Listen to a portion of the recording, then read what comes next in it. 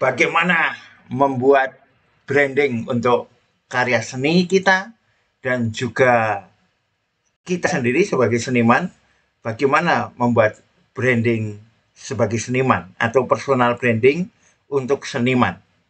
Berarti kita membahas tentang art branding dan artist branding. Baik, rekan-rekan mahasiswa kampus Universitas Panjang Explorer, khususnya mahasiswa kelas kuliah Universitas Advance. Assalamualaikum warahmatullahi wabarakatuh. Welcome to Panjang Explorer Channel.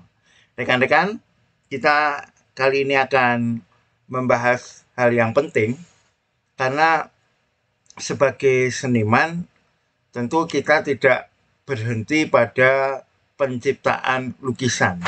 Jadi sebagai melukis selesai begitu saja tentu tidak, karena kan kita mesti mengabarkan kepada dunia, mengabarkan kepada orang-orang bahwa kita punya karya dan bahwa kita adalah seniman. Nah, ini tentu persoalan yang kalau teman-teman menggemari pembahasan tentang bisnis ya terkait erat ya, bahwa branding, marketing, selling. Nah, itu persoalan yang sebenarnya persoalan tersendiri dibandingkan dengan penciptaan karya seni. Nah, seniman itu biasanya terfokus pada penciptaan karya seni. Tidak memikirkan bagaimana setelah itu. Padahal membangun dalam hal ini ya, paling tidak yang kita bahas ini adalah persoalan branding. Membangun branding karya kita maupun kita sebagai seniman atau karyaku atau aku sebagai seniman itu tidak kalah penting dibandingkan dengan penciptaan karya itu sendiri. Mengapa? Karena ya kalau kita tidak membuat suatu positioning tertentu, ya kita tidak akan terlihat. Kita hanya akan menjadi kerumunan. Di dunia seni banyak sekali orang-orang yang bisa membuat karya. Banyak sekali yang pintar melukis. Tetapi mengapa tidak semuanya tampak? Mengapa tidak semuanya tercatat di dalam sejarah seni? Mengapa tidak semuanya tampil? Bahkan yang ada di kerumunan seni ini, mereka bisa jadi karyanya, skillnya lebih bagus ketimbang orang-orang yang tampil di permukaan ini. Mungkin yang seniman yang tampil di permukaan, skillnya tidak bagus-bagus amat. Ya, standar pasti lah ya. Standar, tetapi apakah dia yang paling istimewa? Kalau pengalaman saya, misalnya saya lihat di kelas, dulu waktu kuliah di ISI gitu, wah itu yang jago banyak sekali. Tetapi yang sekarang berkibar, bukan yang paling jago di kelas itu. Nah, berarti ada persoalan lain yang di luar dari penciptaan karya seni itu sendiri, yaitu persoalan yang akan kita bahas, branding seni, branding lukisan, branding karya. Dan kita juga tidak bisa melupakan branding senimannya itu sendiri. Nah, apa itu branding?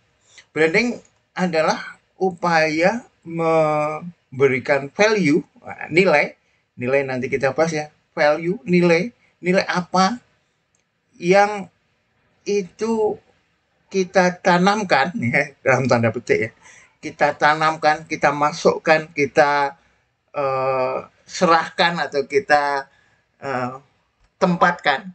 Nah, ini agak susah nih, pada persepsi orang lain. Nah, branding adalah upaya bagaimana kita menanamkan value kita, nilai kita pada benak publik. Nah, ini yang mesti kita garap setelah kita menggarap karya seni. Teman-teman, kalau kita menengok dunia bisnis,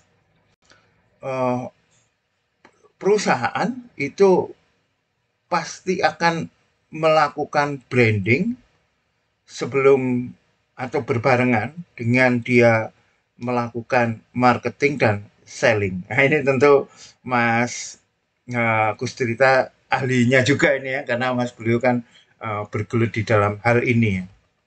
Nah, eh, tanpa branding yang kuat, maka suatu produk ya, kita tidak ngomong di seni lukis dulu ya, suatu produk itu tidak akan tampak, tidak ada bedanya. Nah, maka dia mesti menciptakan suatu value, nilai pembeda, apa yang membuat si produk ini unik dibandingkan dengan yang lain.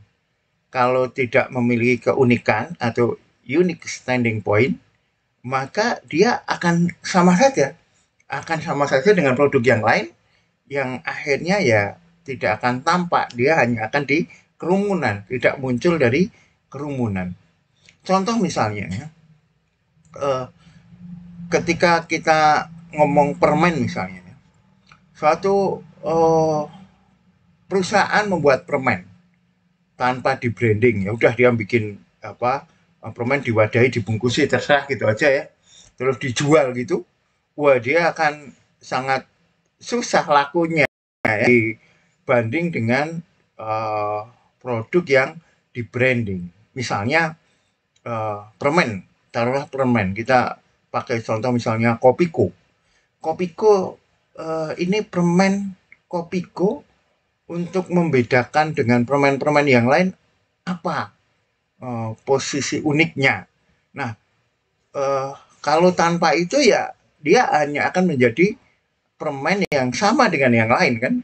Sebelum Kopiko muncul sudah banyak permen yang ada.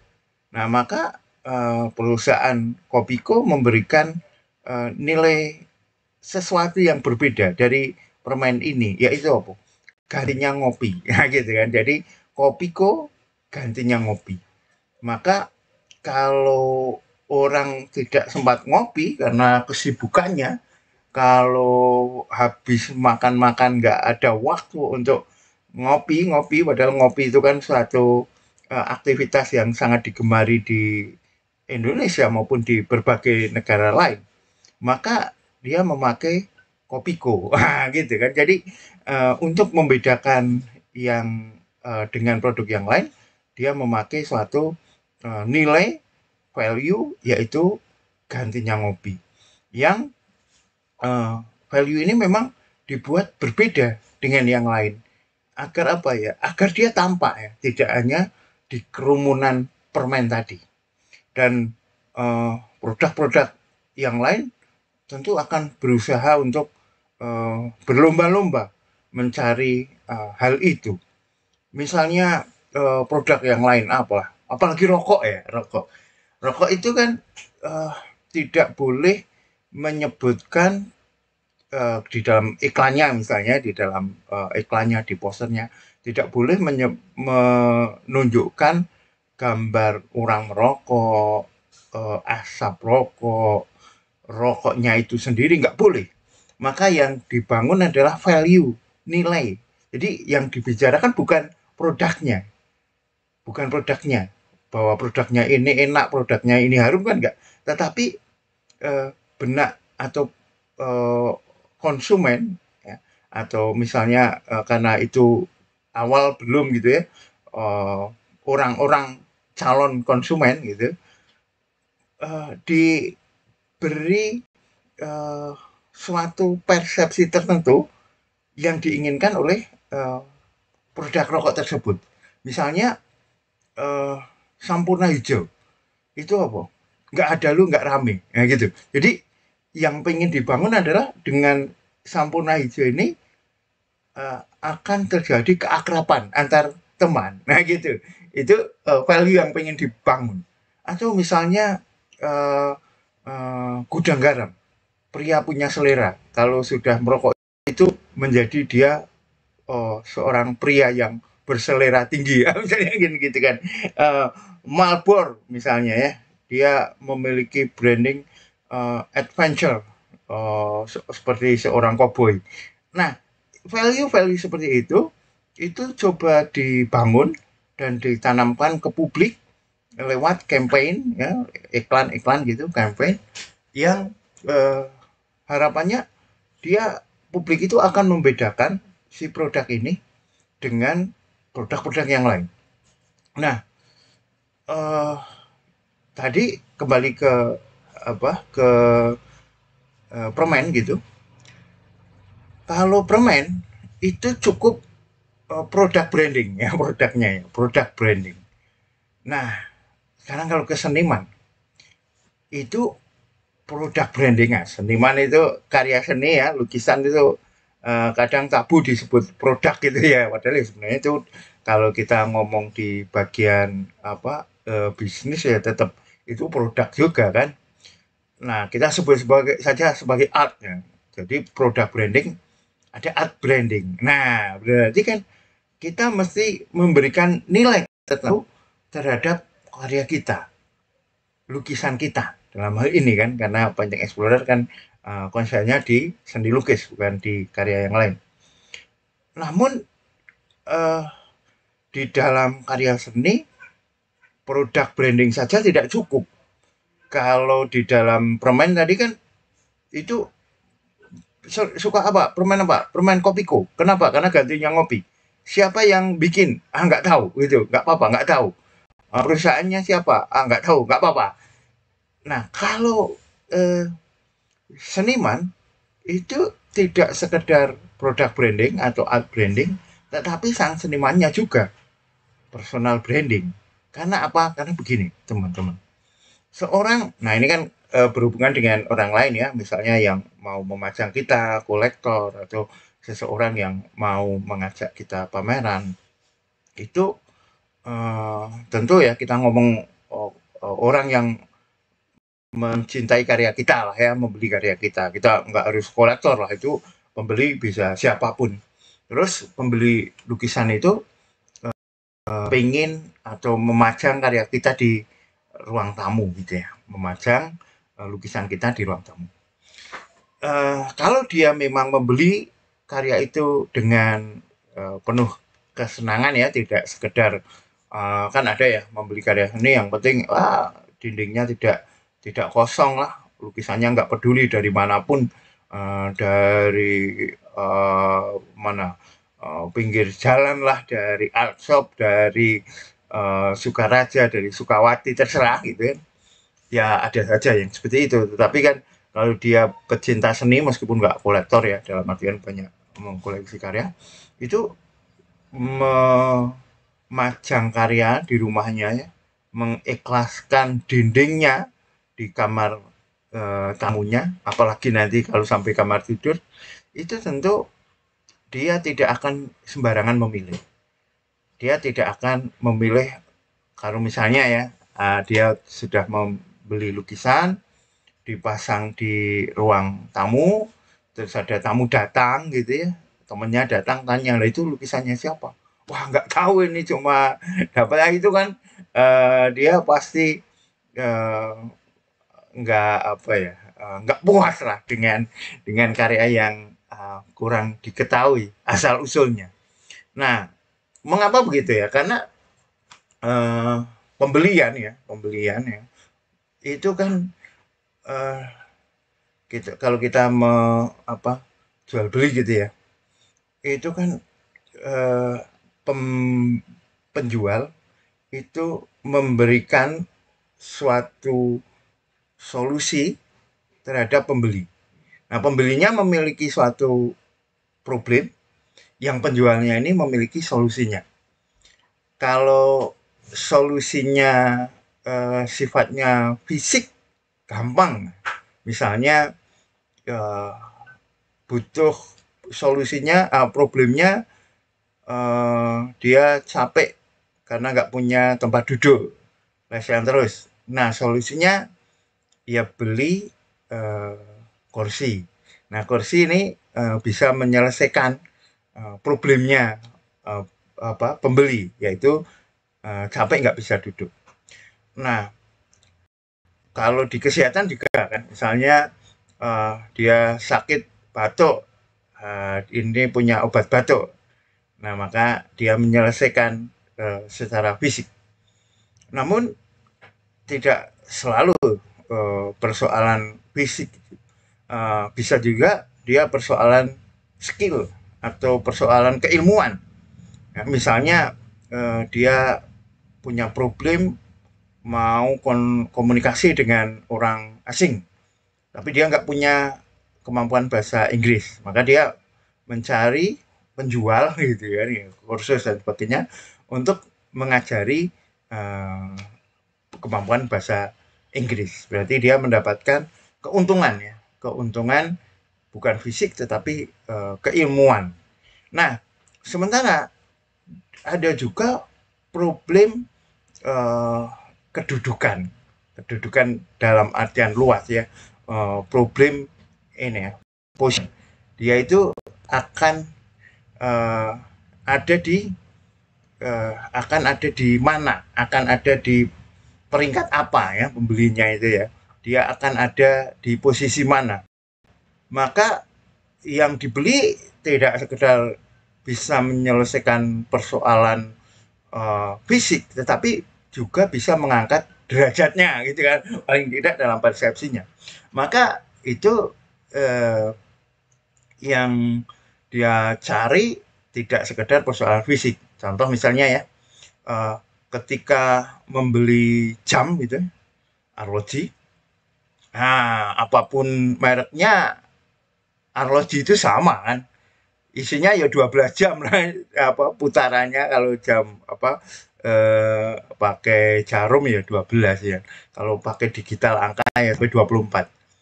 Jam yang murah ya 12 putaran ya. Jam yang mahal juga 12. Sebabnya kalau jam mahal nanti ada 13 itu ya makanya malah jadi ribet kan. Nah, tetapi uh, untuk orang-orang yang tidak sekedar membutuhkan uh, kegunaan fisik, yang dibeli tidak sekedar jam apa adanya. Dia beli misalnya Rolex yang harganya bisa ratusan juta. Apa bedanya dengan jam yang harganya 10.000?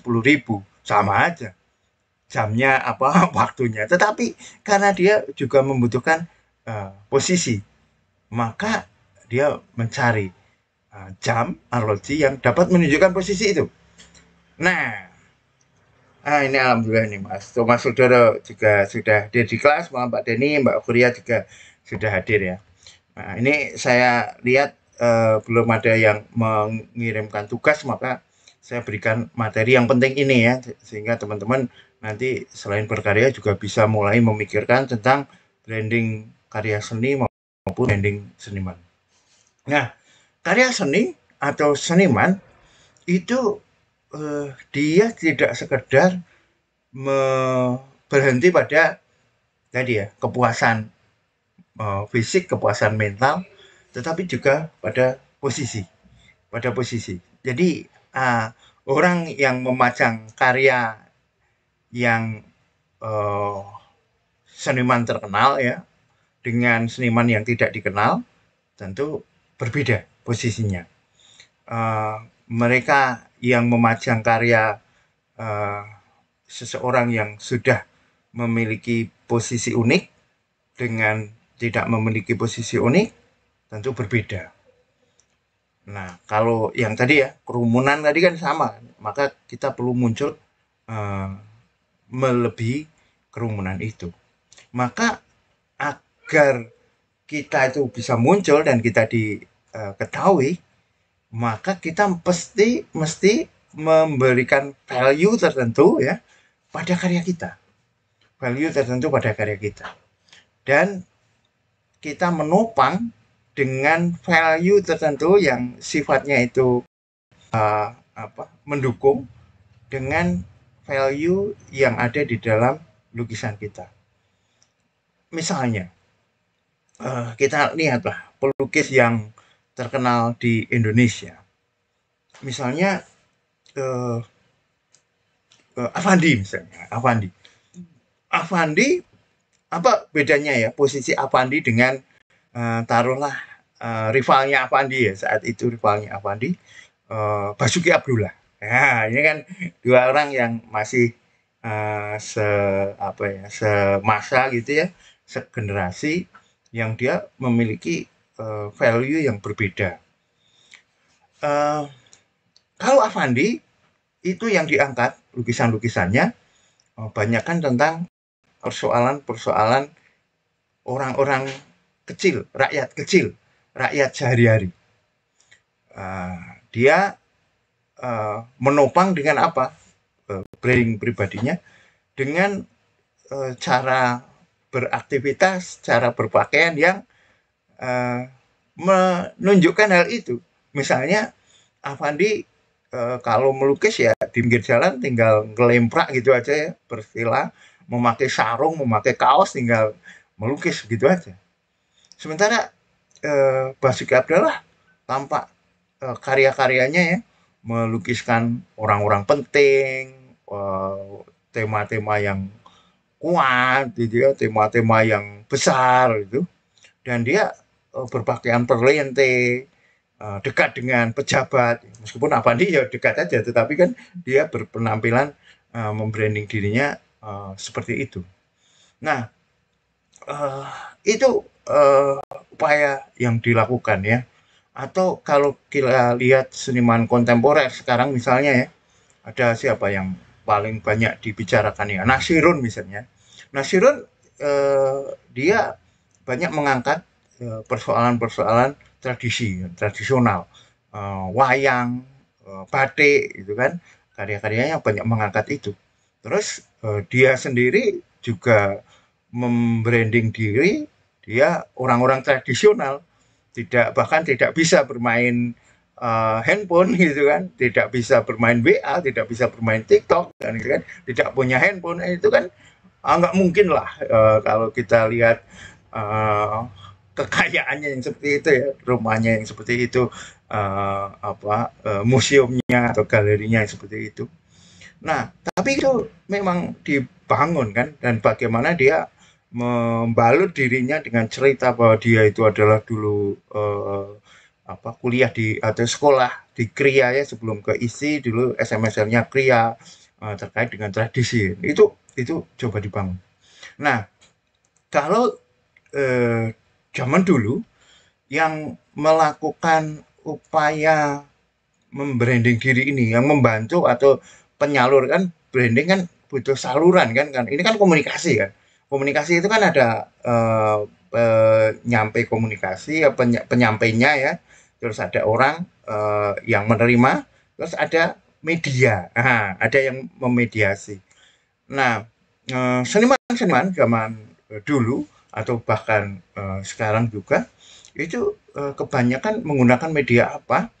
eh, Terutama yang beberapa dekade yang lalu ya, yang melakukan itu adalah yang mengamplify, memperbesar bukan adalah galeri atau art management. Jadi galeri ini berusaha membranding sang seniman dan juga karya seninya. Galeri ini menjadi corong kemana-mana dia membahas tentang karyanya, keunikannya. Dia juga bumbui dengan cerita-cerita unik senimannya, termasuk seniman internasional ya yang saya pakai untuk thumbnail video ini, misalnya Salvador Dali. Karyanya ini tentang mimpi ya, surrealisme, dan dia juga eh, berpenampilan eksentrik, berpenampilan tidak biasa ya untuk menunjukkan ini juga kehidupannya ini kehidupan mimpi kan gitu kan. Maka antara karya dan personal brandingnya menyatu. Nah, yang mengamplify, memanage, menggerakkan ya galerinya. Nah, kabar baiknya teman-teman sekarang ya kita hidup di era media sosial. Jadi kita bisa melakukan sendiri, teman-teman kan begini, seniman eh, jumlah seniman dengan jumlah galeri itu tidak imbang. Sekarang berapa banyak setiap tahun yang lulus dari kampus seni di Jogja, di Jakarta, di Bandung, di New York, ya kan? Luar negeri kan sama aja kan ini kan, apalagi dunia sudah mengglobal kan, di Inggris, di Rusia, semuanya meluluskan sarjana-sarjana seni, mencetak seniman-seniman. Tetapi ada berapa galeri yang mampu menampung jumlah seniman yang segini banyak? Tentu tidak semua seniman akan bisa masuk ke galeri. Nah, kabar baiknya eh, pada masa kini kita bisa melakukan eh, persoalan branding itu menjadi media untuk melakukan branding lewat apa? Lewat media sosial. Lewat media sosial. Bagaimana kita menampilkan karya-karya kita dan juga memberikan nilai tadi ya, bahwa karya kita itu mengangkat hal ini menjadi persoalan ini, membahas tentang hal ini, dan kita sebagai seniman itu juga memang terkait dengan hal itu. Contoh misalnya ya, yang menarik itu Mas Fauzi ini enak sekali di branding ya, kalau Mas Fauzi nanti memanfaatkan media sosial, apalagi sekarang bekerja sama dengan galeri ya, karya-karyanya memiliki visual identity yang kuat ya kan. Kalau suatu branding itu kan akan dikaitkan dengan visual identity tertentu kan. Kalau di perusahaan kan dikaitkan dengan logo, dengan warna, dengan font gitu kan. Nah, kalau dia lihat logo ini, warna ini, font ini, maka teringat dengan nilai itu kan. Jadi brandingnya itu tidak di logonya, tetapi value yang dibawakan yang menancap pada benak penonton, benak pemakai, benak user gitu kan. Dan eh, logo, warna, kalau di dalam lukisan berarti ya gaya gitu kan. Itu visual identity yang bisa mengingatkan terhadap value kita. Nah, Mas Fauzi misalnya udah memiliki itu. Dan Mas Fauzi juga dikaitkan dengan dirinya ya sebagai seorang tukang cukur ya, mencukur tidak hanya apa yang ada di dalam kepala tetapi ada di luar kepala gitu kan. Wah itu menarik kan untuk diperbincangkan gitu. Makanya kalau kemarin pamerannya Mas Fauzi yang akan diselenggarakan di Bandung ya tanggal 2 Juni 2024 di Galeri Pusat Kebudayaan di Bandung, itu kalau memang mau ada performan ya, performan cukur itu bagus saja itu. Tapi ya jangan dibuat sama dengan cukur yang pasti tempat kerja ya, entah itu model nyukurnya lah, entah bagaimana pakaiannya lah, entah bagaimana aksinya, itu mesti ada sesuatu yang berbeda. Nah, eh, lewat itu nanti bisa di-push ya, baik lewat galeri. Galeri juga akan memakai media sosial ya, maupun Mas Fauzi sendiri. Atau kita lihat ya, misalnya ini menarik juga ya, Mas Congput ya. Wah ini sangat kuat untuk di branding. Bagaimana karyanya membahas tentang TKI, TKI ilegal, membahas tentang problem-problem yang terjadi pada persoalan TKI, dan Mas Songputnya sendiri TKI ilegal. Gitu kan. Wah kan kuat banget ya. Bagaimana dia Mas Songput misalnya memperkuat ini di media sosial kan gitu. Atau Mas Kustrita ya. Mas Kustrita ini dia karena seorang manajer dalam suatu perusahaan, dia memiliki perhitungan matematis yang kuat. Maka di lukisannya ya, selain perhitungan matematis juga mampu melakukan suatu manuver-manuver bisnis ya gitu kan. Mas itu kan seorang manajer. Manajer itu pasti dia akan melakukan dua hal kan. Dia butuh manuver bisnis tetapi juga terarah, terukur, matematisnya kena. Maka karyanya ini memperlihatkan itu kan, persoalan bentuk yang terkontrol dan tidak terkontrol kan, atau efek-efek spontan.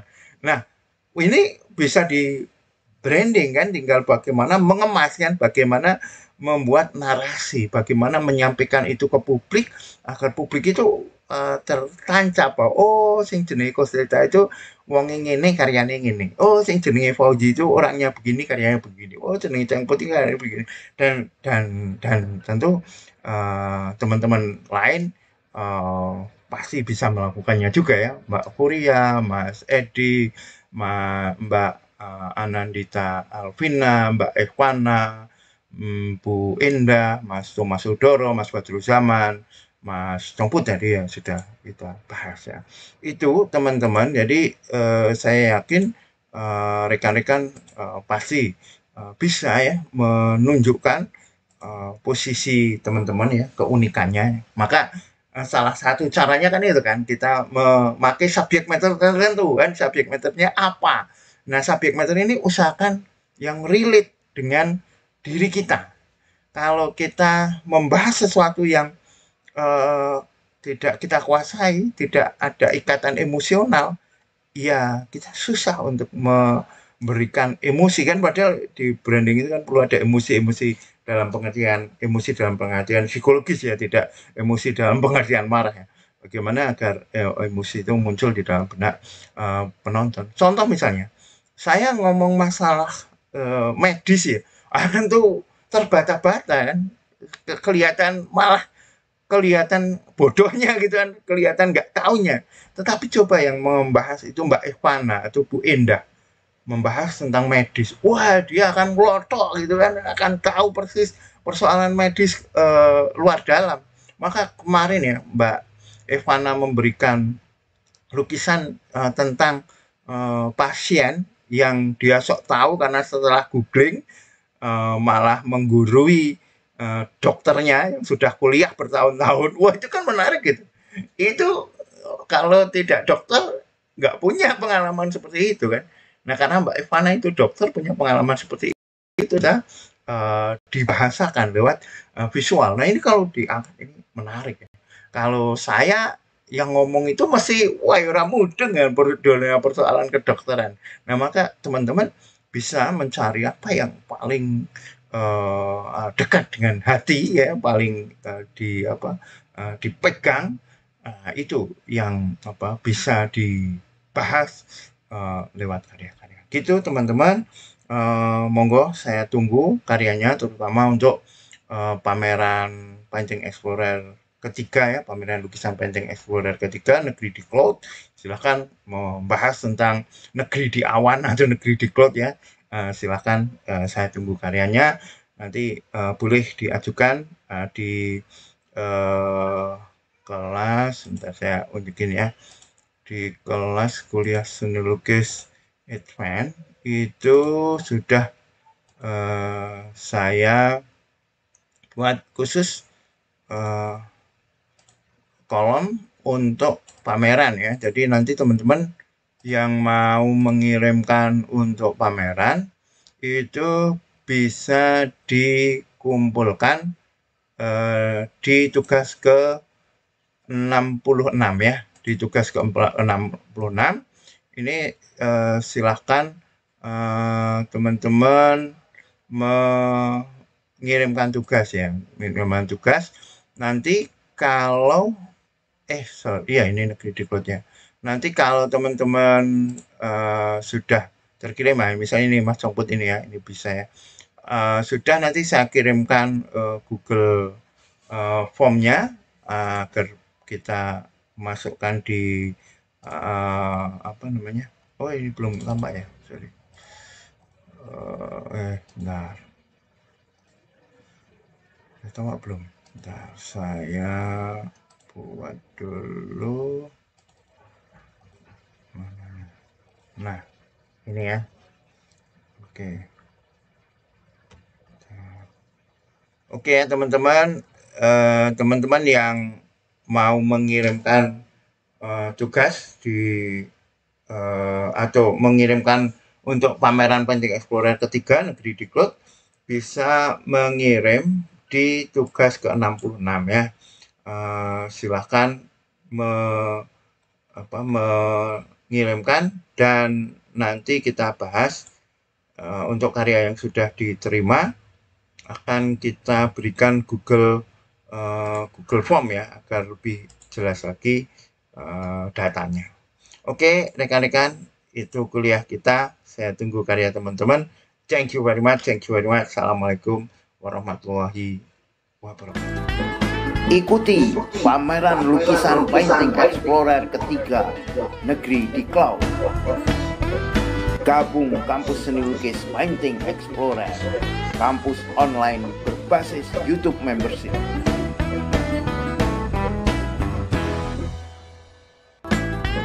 Ikuti pameran lukisan Painting Explorer ketiga Negeri di Cloud. Gabung Kampus Seni Lukis Painting Explorer, kampus online berbasis YouTube Membership.